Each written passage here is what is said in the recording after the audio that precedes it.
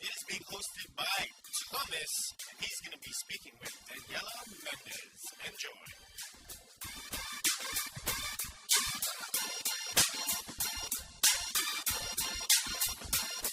We're on the phone with Daniela Mendez today. Um, so, without further ado, Daniela, I'm going to just have you go ahead, introduce yourself, tell us a little bit about yourself, what you're doing, and then we can go from there. So my name's Daniela Mendez. Interestingly enough, I'm from the Dominican Republic, and I currently reside in Tampa, Florida. A little bit more about me. I mean, I'm a wife, a friend, a sister, and a lover of criminal justice reform and a seeker of justice and truth. Okay, so just so everybody has kind of a background of what you used to do. You were working was a former attorney, public defender. Correct? You still are an attorney, but you were working for the public defender's office, and now you're working for the University of Western Michigan. Is that correct? That is correct. All right. So how do you like it? I love it. I loved being a public defender because I think one of the ways to improve a system is to know how the system works and what doesn't and what needs to be improved. So I decided to be a public defender for a while. That went great. I loved it. But an opportunity became available for me at Western Michigan University Cooley Law School. So I took that opportunity, but I'm still very involved. I served as an attorney at Lightum for Florida delinquency matters. And I also do a lot of pro bono work with Innocence Project work. And so I'm still very involved in the system. Okay, so let's talk a little bit more about that. That's one of the big reasons why I wanted to get you on the line as well. Well, first of all, you have such a diverse background, and then secondly, you got yourself in during law school. You got yourself involved with the Innocence Project, and I believe you got someone exonerated. Can you tell us a little bit about that? Oh my God, it was the best time of my life. So what's awesome about UWMU Cooley Law School is that we have a Innocence Project. So the way it works is the Innocence Project is housed out of New York, and it was founded in 1992 to help those people who have been wrongfully convicted find ways to freedom. So, but all the cases, not all the cases, the people that have been exonerated are through the Innocence Project outside of New York. There is the Innocence Project Network that is kind of like the big, like, headquarters, and then there's different places. So there's Innocence Project clinics all throughout the world. Majority of them being outside of the U.S., right? Really? But there's a lot of different clinics throughout the world that do the exact same work as is done in New York.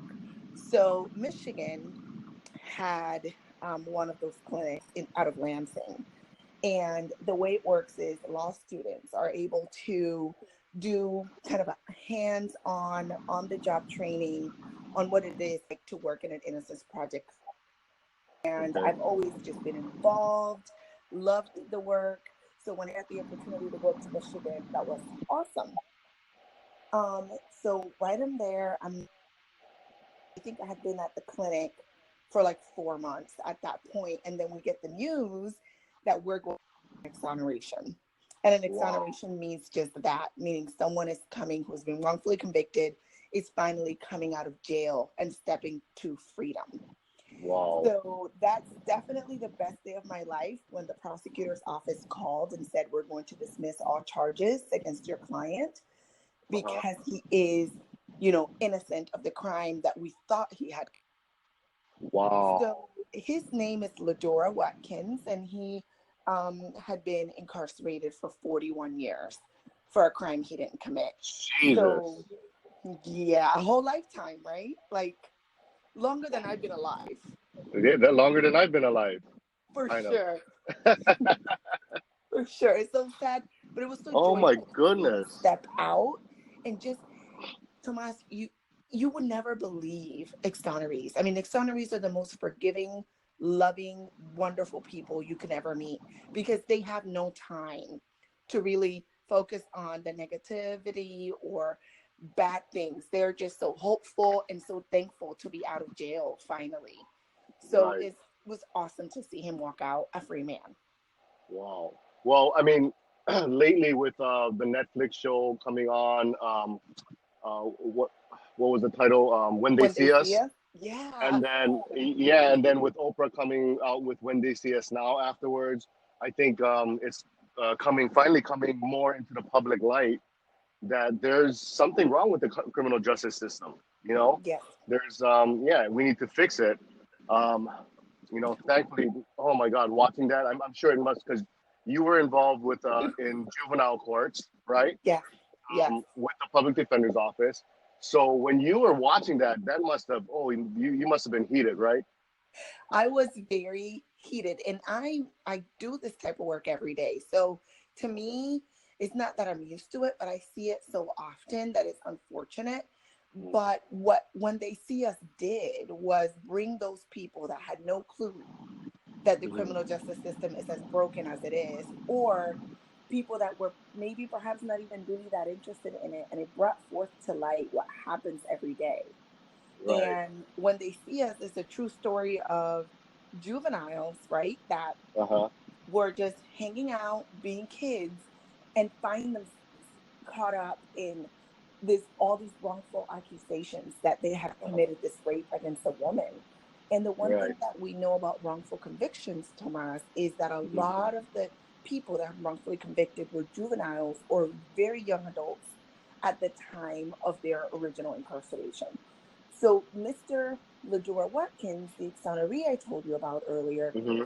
went to jail when he was a young adult, 18, Oh my 19 goodness. years old. So My not that goodness. much older than the kids from When They See Us. So if Right. no one has seen When They See Us, it is still on Netflix. Find Right. it, get ready to cry, be upset, but it's very necessary to watch. It is. It is. It was great. And When They See Us Now afterwards, when you got to meet the actors and then got to meet the real people, Hmm. I thought that was very interesting. We got to do a Q. I think they got to do a Q&A with Yes. the writer. Yeah. Yeah. And what I love about When They See Us is that they got to be on set.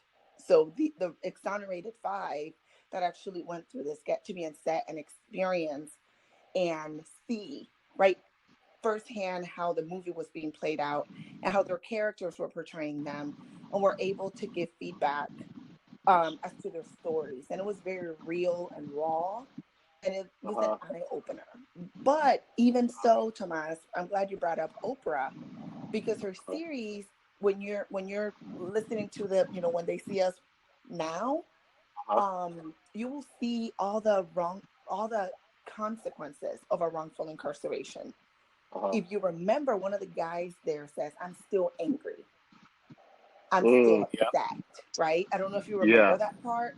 And I forgot which kid that was, I forget too, but it's but yeah, very I do remember real. that. Uh-huh. Where he was like, I have my family, but I'm still angry. I'm still upset. And so what happens is you get out of jail, right? And you're like happy, you're joyful, you get freedom, but then you have to start rebuilding your life, Right. and you have to pick up where you left off. And a lot of these people have been incarcerated for so long that family members and friends either pass away or move away. And then they're Mm-hmm. left to kind of fend for themselves in a world that has changed so much with computers and cell phones, Mm-hmm. um, and it's a new set of challenges, Mm-hmm. in and of itself. So then what do you do for those people? Because Right. just because you're wrongfully incarcerated doesn't mean you automatically get a settlement. It doesn't mean Okay. you automatically get money. You Mm-hmm. have to litigate in a civil system in order to Mm-hmm. get paid back. And not And that all could take states years. have Right. reimbursement Right. for And that people. could take years. Yeah, years, Yeah.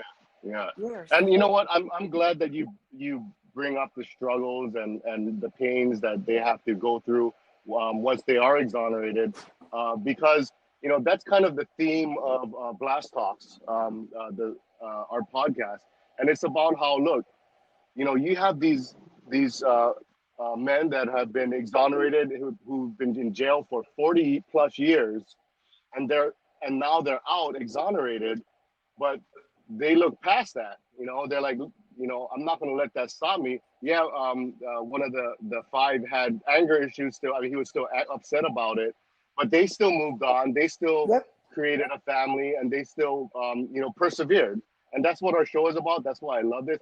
I need you to get him on, get him to do a podcast with me. I'd love to talk to him for 30, 40 minutes, and just ask him, what he's been through, and what is it? Do you know what he's doing now? Yes, they are actually, because of When They See Us, they've been nominated for so many different awards.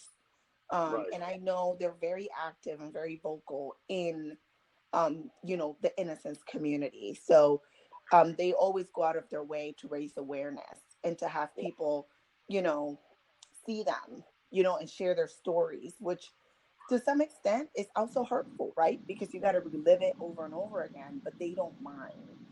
They travel as a pack. Whenever I've seen them always together and Okay. sharing stories with the people, about what they went through and what they're doing now. So I do know that they are going around to different places, Okay. and they're getting invited to talk. So I would say later on, right? Like when they do all their tours as a Uh-huh. result of When They See Us, when it dies down a little bit, Uh-huh. I would not be surprised if you're able to get them on. I'm sure any of them Wow. would be willing to share their story. Yeah. Well, I was thinking more about the one he was exonerated in Michigan.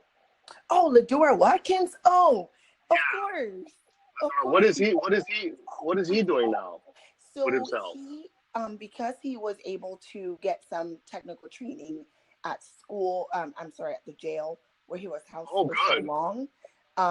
He came out, he has a job. Thankfully, he still had a daughter that always believed in his innocence from before he went in. And now she's an adult and Okay. they spend time together. My understanding is that he's living out of Detroit, Okay. the very same city that incarcerated him. But Wow. what's interesting about Ladora is that he did not want to leave the city that he grew up in. And although Wow. all these evil things happened to him in that city, he wanted to give back and he wanted to help fellow wrongfully incarcerated people who are still in jail. So he That's just wanted to stay involved. Yeah, that's incredible. I mean, to be incarcerated by the state of Michigan, and for over 40 years for something he didn't do, and he comes out and he has no animosity. No. Um, I would have taken at least a year or two to be mad, and then maybe I would have gotten help. But yeah, that's incredible. That just goes to show you, no matter how low you get, Hmm. you know, if you persevere and you work hard enough and stop making excuses and just move forward, you Hmm. know, you can achieve anything. You can achieve anything. And we, that have never been wrongfully convicted for anything we didn't Right. do. I'm sure we've been wrongfully accused of things we Right. didn't do. And you know how mad that makes us. Right. Like when my brother would do something and my mom would blame it on me, I'm like, I didn't do it, Right. and it made us so upset. So just imagine, I can only imagine being seated at a trial and having all Right. these lies being said about you. And there's Uh-huh. nothing you could do about it. And, True. people think this will never happen to me. This is not me. This will never happen to someone I know. And it Right. actually happens every single day. And now that When They See Us came out, Now they know. now they know. And not all prosecutors are bad. Not all police officers are bad. Right. But in those cases of those wrongfully, police and prosecutors did wrong, and so did defense attorneys at times, right? So Right. it's good to know. I'm glad for the Innocence Project because at least there's hope. That's what really Innocence Project does, is give you a hope that one day you may just get out, right? Right. And you may be able to tell your story, and you may be able to go back home to your family and to your friends. And that's Right. why Innocence Project work is so dear to my heart. Hmm. And you're still involved every day, daily, aren't you? Yes, I am. So one of the things, remember, Tomas, that we talked about earlier is you get out of jail and you have no place to go, right? And you Okay. kind of, you're an exoneree, you're great, but it's still going to be a few years before you can even maybe get a, you know, get a check Settlement. from from the government for your wrongful incarceration, if that's Mhm. even an option to you. That's not always an option to every single exoneree. Right. One of the things that I'm involved in right now, that I just recently got involved in, is the Sunny Center. And Okay. the Sunny Center is, out of all of the places in the world that it could be, is located in two different places, in Ireland, the country, and Tampa, Hmm. Florida, our very hometown. Wow. So the Sunny Center is made in the vision of Sunny. Sunny is a woman who was wrongfully convicted. Sonia Sunny Jacobs was wrongfully convicted here in Florida and was sentenced to death. And after 17 years in prison, finally she was exonerated and her charges were dismissed. And what she ends up doing is she ends up getting married to another gentleman that was wrongfully incarcerated, wrongfully convicted, out of Ireland, Peter Oh Pritt, my right? goodness. So they eventually become a couple, get married. And Sunny, one of the things that she noticed was that there was no assistance after wrongful incarceration for a lot of people. So they were coming out of jail, right? Woohoo, everyone's celebrating, but Uh-huh. then they had nowhere to live, Now what? nowhere. So what do? Right. She decides to start the Sunny Center. And the Sunny Center is a place of housing and Hmm. healing for the wrongfully convicted. So it's only two of those exist in the world right now, where exonerees can come to Tampa, Florida, can heal, get back on their feet, get the training that they need, maybe get a job, right? And if they Hmm. choose to stay, they can stay here, or if they choose to go, right? They can Hmm. go back to where they came from after they've been rehabilitated. But at least it's a place where people can come, live with exonerees just like them who can understand them. And then Uh-huh. once they're back on their feet, they can go back wherever they would like to, or they can start living here in Tampa. So Okay. there is a need, a great need for more Sunny Centers around the world that Absolutely. Sounds like it. help people get wrongful incarceration. Okay.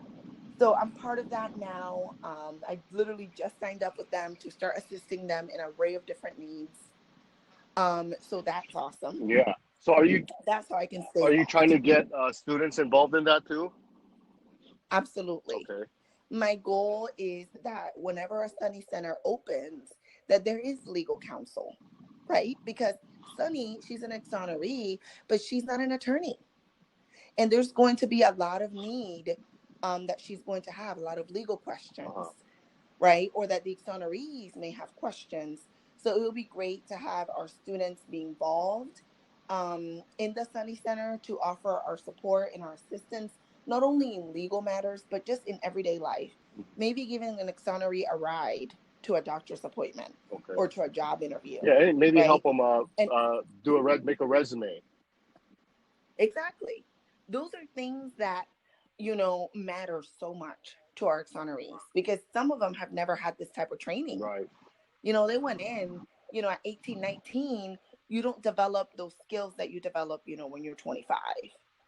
A lot of them don't know how to drive. I'm sorry. That also makes a Hello. difference. So teaching them how to drive, Did teaching you them say how to navigate life now. a lot of them don't know how to drive? Yeah. Right, Yeah. because they went in when they were so young. They were so young and they don't, and if they did know at one point, they forget, it's been 40 years. Hmm. Can you imagine not driving for 40 years? Like, you know, and not having to go to work every day, right? Having someone tell you what to do every day when you're inside of jail. And now you're coming out of jail and you have to adjust to cars, to computers, to cell phones. Those things were not Yeah, it's a around whole different world when some of now. these exonerees Right, went it's a whole different in. world now. Where do you get that training? I don't think they give you that kind of training in prison. Mm-mm. Nope. No, absolutely not. Not especially when you're serving a life sentence. There is only certain programs that are offered in our prison system. Like a GED is offered to someone who has a limited sentence, meaning they're going to get out. So let's train them, let's rehabilitate them. But when you're there for a life sentence, there's not a lot of options that the jail gives you because you're expected to die there. Yeah. So when the Sunny Center comes in and helps these people, our exonerees to get back on their feet is just amazing. I just don't know, Tomas, how people cannot be interested in this. Right. People tell me, why do you love Innocence Project work? And I'm like, how could you not? Right. Oh, yeah. How could you It not? must be so rewarding. And it's very easy to get involved. Okay. Very easy to get involved by going, just Googling Innocence Project. And if people are involved in getting, or people are interested in volunteering at their own state or their own country, just look up Innocence Project Florida or Innocence Project New York or Nebraska, and you'll be surprised. There's a Innocence Project clinic near you where you can also volunteer your time or even donate money if you don't have a lot of time, even if it's just a little bit, because that little bit can help an exoneree's, legal defense. Right. It can help them get back on their feet. It can help with investigations and all these other resources to help our exonerees. Hey, Daniela? Yeah. Hello? Yep. Are you there? I'm there. I'm here. Did you go into like a different room or something? Because the Nope. No, what was the last time you heard? What was the last thing you heard? No, I can hear you. We can hear you. It's just you're kind of choppy right now. Okay. So can you hear me a little better now? Yeah, it's better. Just moved. Yeah, you're better now. Okay. Okay. Sorry. No, it's all good. Okay. So moving forward, yeah, a lot of that sounds very inspirational and yeah, very rewarding. I'm sure you must have been filled with emotion when Mr. Watkins was released that day. Yeah. Yeah, right? Very. Yeah. Very. The newspaper was there. The judge looked at him and the judge asked to take off his shackles. Oh, hello. You're breaking up again. Oh, let me go closer. Okay. You better? Okay. Yes, I can hear you. Yeah. He in the courtroom, Tomas, the judge asked to take away his shackles and to that meant freedom for him. Wow. And he looked at the judge and the judge said to him, "Is there anything you want to say?"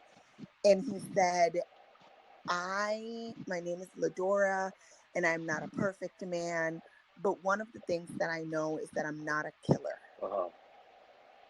And that just meant so much for him to say, on the record, because it's the very exact same court record that accused him of being a killer.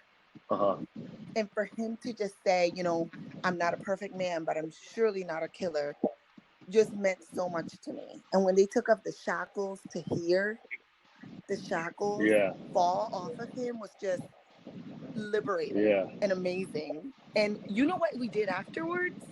He said he wanted Chinese food because he hasn't had Chinese food in jail. All they have those couple noodles is all they have as far as Asian food goes. For real, that is it. So he says, I want Chinese food. So we took him to the best buffet we knew to take him. And he's like, I can have as much as I want? Wow. Like over and over? And we're like, yes, you can. Wow. Yeah, because he's been gone for 40 years, so he's not used to something like that. Nope, not anymore. Wow. So for him to say, I can just have all of it just for me, I'm like, yes, just for you. Wow. So it's definitely amazing to see him and to know that he's still making a difference and that he's doing well. Right. Means so much to me. Okay, well, the next kind of line of questioning we like to go with is, what kind of for yourself personally, even working on the Innocence Project, even what kind of struggles or like personal maybe inner struggles that you had to deal with yourself, things that you needed to overcome. I mean, I'm sure going to law school, taking on the Innocence Project, all at one time must be overwhelming. Plus you must have had your life that you had to deal with. So, is there any kind of struggles that you had to personally deal with? And if it's too private, that's fine, I understand. But if there's something you can kind of share with everybody to say, hey, you know what, even me with these kinds of struggles, I got through it. I didn't make excuses. I persevered. There were so many issues. There's some private issues, of course, like always, but there's also some legal issues. One of the things that we have to realize, Tomas, is we can't help everyone. Right. We just can't. So once you're doing this type of work, you have, all these people writing you saying, I'm innocent. I didn't commit the crime that I'm accused of committing. But because of resources and sometimes other legal issues that are just too complex to go into in this podcast, you can't help them.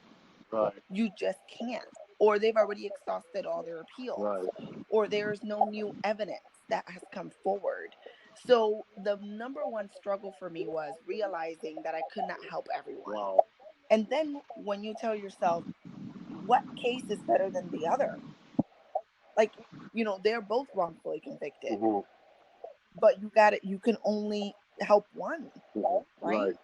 And that's hard, making that decision. Wow. Yeah, you have to kind of struggle. You kind of have to struggle with yourself. Yeah. Wow. There's an array of different reasons as to why you choose one over the other, array of different reasons, but sometimes you're having to make that choice. And another struggle that I faced was resources. Like, sometimes you wanted to have all the money in the world to hire 100 investigators to follow up on a lead, and you just don't have the money to do all of that. Yes, there's grants that the government gives you. Yes, there's grants that the state government will give you, but sometimes the money's not enough, right? To hunt down all these witnesses that might have moved, or all this evidence that might be stored somewhere. So the resources was also an issue. Okay. Like deciding, okay, what can we afford to do or not do? The other one of the things that I realized is that incarceration or wrongful incarceration sometimes takes years to lead to exoneration. If at all, the Fully Innocence Project, if at all, that's one. The Fully Innocence Project had Ladur's case. It's like 05. Oh, wow. And then, so some will take 5, 10, 20 years. I know of other clinics that have been fighting their clients' cases, for 20 years. So sometimes exonerations, just because someone's innocent, it doesn't move fast like, TV. Other crimes just get resolved in an hour. Right. And you're like, oh, great. No, it's not like that. Sometimes it takes years and years of hard work to get to one exoneration.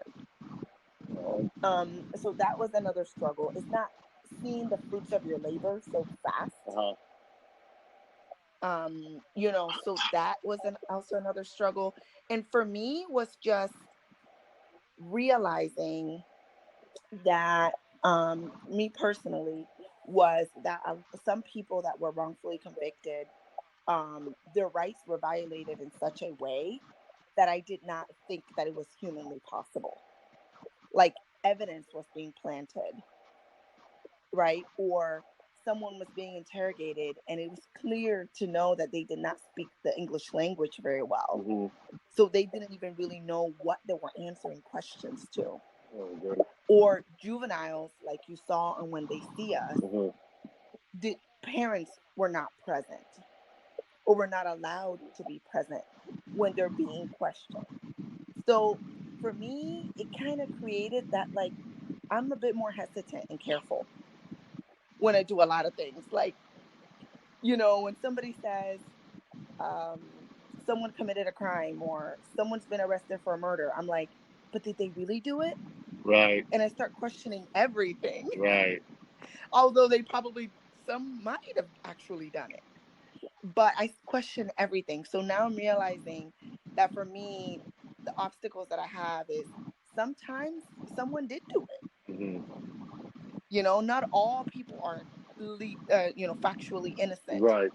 And I have to like kind of remember that because to me, I think everyone's innocent. Right. Well, Then I'm like, wait a minute, no. it all goes back to I think it was Dr. Martin Luther King who said, "Better one guilty person go free than one innocent person be locked up."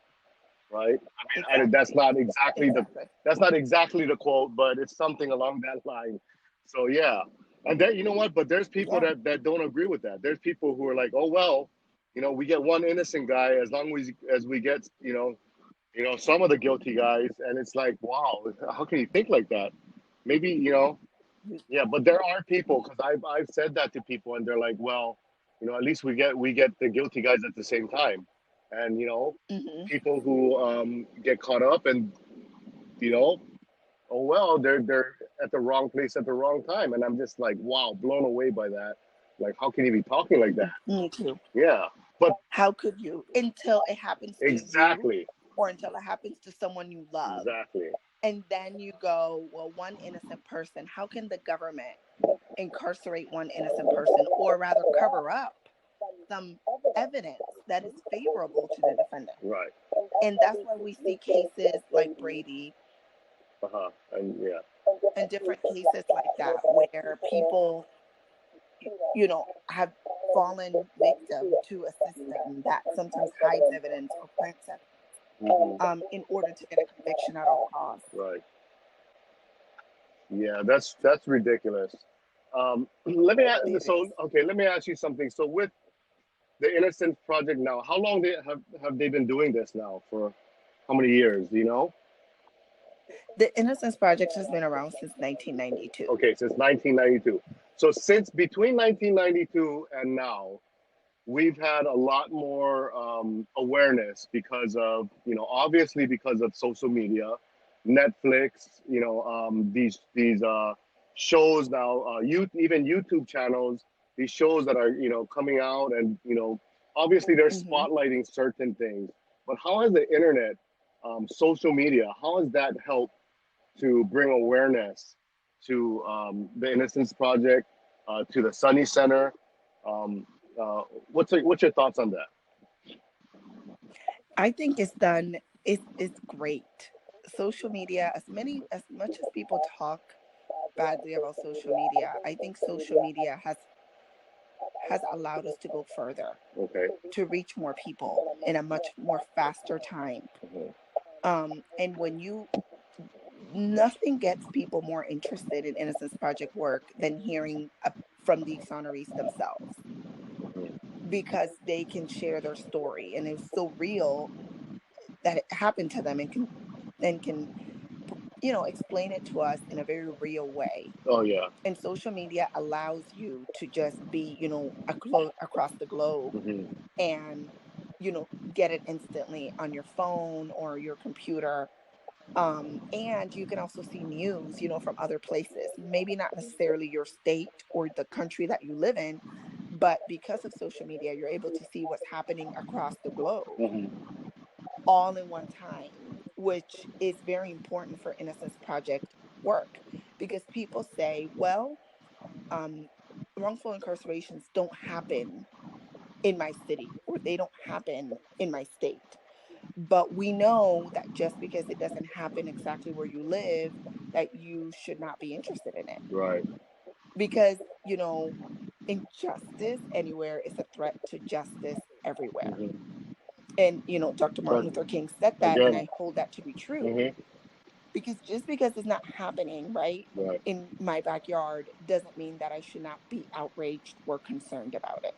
And social media allows us to get the news to people Hmm. very quickly and very compact. People don't have time to read columns upon columns of newspapers anymore. Right. People just want to get a shortened version on Instagram, a shortened version on Facebook, Right. and move on. 140 characters or 200, 280 characters now on Twitter, I think. But yeah, Exactly. that goes to what my co-producer of this show, what he likes to say a lot. It's a lot about what kind of content are you taking in? What kind of daily content are you ingesting every day? Are you just watching that cat play piano, or my co-producer, what he likes to rant and rave about is like, are they just watching the Kardashians and watching Kim and what she's wearing, or are they taking in content, taking in stuff about the Innocence Project, about exonerees? Are they taking in positive stuff to make their life richer rather than just self defecation basically? Um, Exactly. right, I think it's a mix of that, Tomas. I think it's, sometimes you want to, get substance right. and things that actually enrich your life and make your life better. But there's times where you just want to see those little cat videos Absolutely. or those Absolutely. dog videos, My which is dog with my great. laser, when I have my laser on my dog, I can, I remember. yeah, right? I saw that. But yeah, sometimes you need that too Right, to kind of take your mind away from the everyday, hustle right. of our daily lives. So it's funny to see those memes and Yeah, all of those things. absolutely. But there's so many good things to social media that it really, like this podcast, for example, Uh-huh. it really just gets to people right on their phones, right on their Right. laptops, Every, and they are able to get the information. every single person that I've done this podcast with so far, they love it. They're like, oh my God, I want to do my own podcast now. And it's like, you know what? Everybody has something, has a story about themselves, about somebody they know that's motivational, that they want to share. Everybody wants to share a story that they have, and I think it's the internet allows us and gives us that space to do that. So, I agree with you. Social media can be, you know, a lot of people talk bad about it. It's mostly the trolls, but it can be very positive, right? It can be very positive. It can be. And to really go back a little bit to Innocence Project work, we see, because of social media, we're able to see all the exonerations that are happening across the world. Uh-huh. And we're able to see what Nebraska, California, New York, Jersey, Florida, Georgia is doing because of social media. Right? We no longer have to get on a plane or in a car to see what other states are doing. We now have social media to celebrate Right. the exonerations of wrongfully convicted people throughout the world. And because of social media, I've also noticed we focus so much every single day in where a system is wrong and where a system fails. Negativity, basically. But yeah, it's negativity. But every other day, Tomas, I'm seeing an exoneree from across the world. Wow. So we are getting some things right. Mm-hmm. We are improving the system little by little. The hope is that wrongful incarceration never happens in the first place. Right. That's the hope, right? Right. That's the That's goal. the, But because of social media, we're able to see the change in the positive direction that our criminal justice system is headed. And we're able to educate people more and more, meaning potential jurors, right? mm-hmm. Potential volunteers for this work. Wow. And they're able to see how the system is improving. Wow. You know what? I never thought about that, but you're right. Social media, people are watching social media. They're watching these Netflix shows, and yeah, they are potential jurors in their, particular city, county, wherever they're from. That's a great point. And it's all thankful to social media. So as negative people, may get upset about, Facebook and Instagram, Right. it is giving me hope that the work that I do is not in vain. That's awesome. And it is giving me hope that eventually we're going to create a more perfect system where wrongful convictions won't be a thing. Um, but because of social media, I'm able to see the improvement. Right. And that's really important. It is. Wow. You Hmm. are a saint, Daniela. We started law school together, and Yes, we did. and I saw the direction that you went. I was like, she's going to Michigan. Why is she going to Michigan? They all moved to Florida to go to campus here, but and then I saw you do your name pop up with the Innocence Project, and then I was like, oh cool, she's doing this, and then the next thing I know is Daniela Mendez involved with Innocence Project. Man is exonerated, and I was like, oh my god, that must have that must have been the best feeling. I would have quit law. I would have just said, I'm done. I did what I had to. You weren't even an attorney yet, were you? Right? No, not at all. Yeah, I would have just said, I'm done. What are you gonna do after that? Are you gonna get a $1 billion settlement, right? But even you can't beat no, it. You're yeah, right. because even that, you're like, yeah, you got $1 billion, but this guy, he's released from jail. He was on death row, So I mean, Mhm. yeah, you are a saint. Mhm. I've loved everything that you've done. I'm so glad you were able to. I'm so glad we finally did this. Thank you No, so much for considering me, no, for being my supporter, because you have. absolutely. I enjoyed going to law school with you, of course, and getting ready for the bar Oh yeah, that was with you. great. Fun times. I'm so glad. I'm so glad that both of us passed. Yeah, I know. I'm gonna take the Um, Georgia bar, but right? oh, you Yeah, are? I'm taking it in February. Well, okay, well, I shouldn't say I am yet until my character and fitness from Georgia is cleared, but once I do that, I should be taking Georgia's bar. So All your listeners are going to hold you to yeah, definitely, right? it. Take the Georgia bar. All my But yeah, 100 no. listeners. Yeah, you're right. But no, you're right. It's like you've achieved something so great as giving someone their life back, in other Where do you words. go from there? But there's so much Right, work left right. to I do. know. There's so much more. There's so many. I can think of the top of my head 5 people who are sitting on death row right now in the state of Florida, where there's credible, concrete proof of their innocence, Wow. and yet they're still on death row. So there is definitely a lot of work Yeah, to do, right. and a lot of criminal justice reform, because the Innocence Project doesn't just only advocate for the innocent. That's it. We also work on, reforming the system and fixing little things that lead to wrongful conviction. Mhm. That way, we get rid of wrongful conviction entirely. So there is still a lot of criminal justice reform that we do. We advocate for the change of laws. Mhm. We advocate for access to DNA testing. Mhm. Not all states automatically have DNA testing like you would think. Wow. They should, but not all. So, or recording of police interrogations.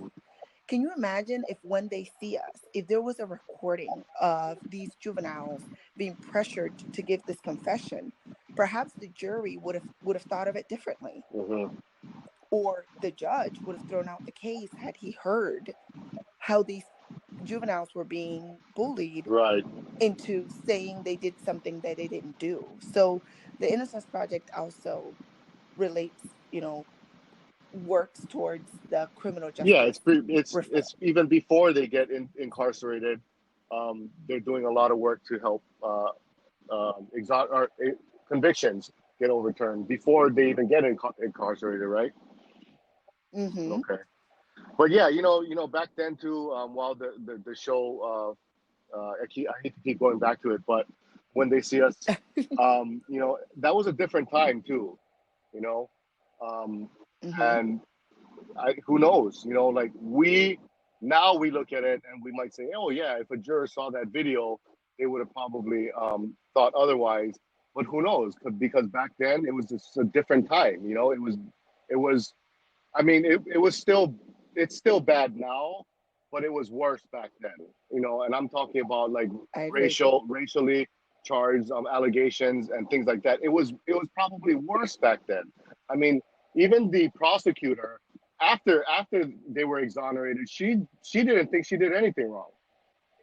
It's like no, Yeah. they were yeah, that one guy said he did it, but that was just an extra guy that we missed. It was crazy. Yep. Yeah. Yep.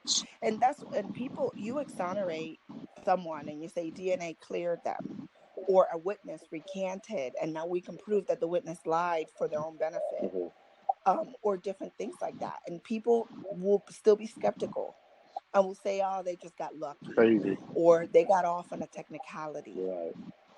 You hear that a lot doing this work, is you have the concrete scientific proof that Right. someone didn't do it, Yeah. yet the society, or a few, will say, oh yeah, right, the evidence is old and that's why Right. it got tainted or something. And they will forever believe that the criminal justice system can do no wrong. And honestly, I'm fine with that. If you have those views, I'm absolutely fine with that. The one people that I don't want to have those views are sitting judges, Right. are prosecutors, Hmm. our defense attorneys, and our potential jurors. Right. Now, if you're not any of those type of people, then you can have whatever view you want to have. You know, I don't have a problem. Well, Where I have a problem is the ones when the decision makers have those views. right. Well, the ones that refuse to believe that they're innocent, have the most stake in it. They probably had such involvement in it. They don't want to be like, oh shit, I fucked up. Hmm. After, oh my Hmm. God, I sent this guy away to jail for 40 years based on what I said, and I was wrong. So it's Exactly. easier for them to just deny it. Like, no, the evidence is wrong. They don't know what they're talking about. Um, you know, Hmm. yeah. So I get I that. agree. And so much of it is not even like on purpose. There is number one leading cause of wrongful convictions is witness misidentification. Mm, So, it's if and unfortunately, it's very easy to confuse someone who is of a different race than you are. right. So, for example, to use Hawaiians as an example, just Okay. because you're from Hawaii, Okay. um, you know, it's going to be really hard sometimes for me to tell a Hawaiian from a different Hawaiian. Right. Just because I'm not Hawaiian, I don't understand the characteristics. I don't understand the different cultures, Right. or, Okay. So ethnicities within. let me correct you on that. So first of all, I'm Correct me. okay. So first of all, I am from Hawaii, but I'm not Hawaiian. I'm Korean. But I do know what Okay, I do know there what you you go. yeah. See? But I do know what you're talking about because you're kind of more talking about like Polynesian as far as Asians go. I know you didn't want to use Asians because I mean, so it's like between the I don't Asians, mind. between the Korean, Japanese, Chinese. If you're not, one of those races, it is a bit difficult, if you're not used to it, to be like, oh, he's Japanese and he's Korean, but he's Chinese, or wait a minute, maybe he's not Chinese, maybe he's Taiwanese. So I get it, But not only just identifying the correct ethnicity, right, but telling one from the other. So even if you guys are all Taiwanese, right, or even if you guys are all Korean, right, sometimes telling one Korean from the other is difficult. So right. when you have a police lineup, like you remember learning in law school and in Mm, your work with public defense office, you're going to have people who generally look alike, right? The police is going to have people who resemble each other on the same lineup. absolutely. And if you are not used to, because you're not of that race or ethnicity, you may end up identifying someone and saying, yeah, that was the defendant, that was the person who robbed me, or the person who I saw running away from that house. And then that person's automatically identified, Right. and you're like, wait, well, they picked me out of a lineup? How? So that's the number one thing, is sometimes the witnesses or the victims, they're not doing it maliciously. Uh-huh. They just can't tell the difference. Uh-huh. And one thing that you brought up, the racial climate from the 60s, 70s, what's so different that a lot of perhaps white person or someone other than the African American race or the black race could not tell the difference between two African American people. They would just see an afro and they're like, oh yeah, that guy with the afro. Yeah. And there's four people with an afro. Right. So then you have to decide which one is it going to be. And you end up sometimes picking the person that wasn't the perpetrator, Mhm. but you were certain that they were based on what you remember seeing. So that has been the number one leading cause of wrongful convictions. And the second one has been also, falsely confessing to a crime you didn't do. Mm-hmm. And people will say, how could you confess to something you didn't do? Mm-hmm. Right? But Tomas, let me ask you something. Have you ever had an argument with, I don't know, girlfriend, wife, Uh-huh. friend, even, or your mom Uh-huh. or dad, even, or me, you know what, even your son? Okay. The question is that they were accusing you of doing something or saying you had said something you didn't say from a time before, Uh-huh. or accusing you of doing something you hadn't done. Okay. Eventually, in the conversation, to get it to be over, have you ever found yourself saying, okay, fine, Oh yeah. Oh yeah. whatever you say, Whatever. Yeah. Okay. If that's what you you think, know? fine. Whatever. Exactly. Right. Fine. I did it. Yeah. Or I know I didn't do it, but okay, fine. Yeah. Or that's not what I said, but okay, because you just want the argument to be over. Right. So just imagine sitting there in a police interrogation room Mm-hmm. and the police officer says, if you tell me what actually happened, I will let you go home. Yeah. So you just start telling the police exactly what they want to hear Absolutely. so you can go home. But little do you know, you don't go home, and then you end up Right. being wrongfully convicted. So people say, why would you confess Right. to something you didn't do? You do it all the time. People do it all the time. Mhm. All the time. People do it all the time, but people forget that, right? So then they say, oh, there's a confession, he must be guilty, Mm-hmm. right? So that's also another thing that leads to wrongful convictions, and I can go on and on and Right. on. Right. Well, Danielle, you know what? This is such an interesting conversation. We could probably do this for like another hour. We've already been doing this for almost an hour, about 50 minutes. But before before I let you go, what I want you to do is go ahead and just for people that may want to get involved with the Innocence Project. I know that you have the Sunny House. That's also a project that you're working on. So I want you to just go ahead and do. This is your time to go ahead and spread the word, and so I'll give you the floor. Thank you. And again, thank you so much for having me. My This is pleasure. interesting. So I appreciate it. Anything you need from me, you already know I'm here And for your podcast thank and you. for you. You're a dear friend of mine. So please keep me in mind. I will. Thank Having said that, thank you for giving me the floor. Um, the Innocence Project is great, but the Sunny Center is a new thing, and there's only two of its kind really in the world. So if the listeners are able to just go to thesunnycenter.com, Sunny SUNNY, thesunnycenter.com, they're actually able to click on the donate tab, or even the volunteer services tab. And the Sunny Center is able to utilize volunteers from across the world. You do not have to live in Tampa or live in Florida even to be involved with the Sunny Center. There's an array of different ways that you can donate your time, or your money. They do accept PayPal, so I would just click on the donate tab, and submit um, your money there. And the also accept air miles. You know how you can get air Oh miles on your credit cards? yeah. Because the Sunny Center accepts exonerees from all over the US. Have them You travel know, now. Okay. exactly. We do have to pay for their travel Okay. to come to, the Sunny Center down here. So it would be great if anybody has those extra, just a few, not all your miles, Right. but just a few miles. You can actually also put in your information to donate them. Okay. And the Sunny Center will contact you. And then, of course, you can also be involved by sharing posts on Facebook by in you can like their Facebook page Okay.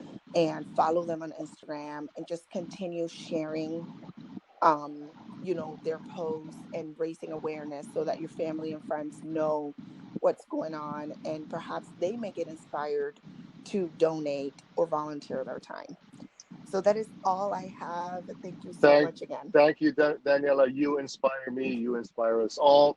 I appreciate you coming on the show. And let's talk again. Let's talk about getting Mr. Watkins on here. You got it. I'm sure that listeners will love him. He's an awesome person. So I will arrange that Awesome. with you later Okay. on, and then so he can bless us all with his story, which is great. Sounds great. I appreciate you, Daniela. You have a great rest of your day, okay? Thank you so much. Thank you. All right. Talk to you later. Bye. Bye. Thank you so much for listening today to this episode. I know you're having fun because I'm having a ton of fun. Don't forget to subscribe. Don't forget to tell your friends because we got so much more. I don't want anybody to miss it. Let's change lives. Share the podcast.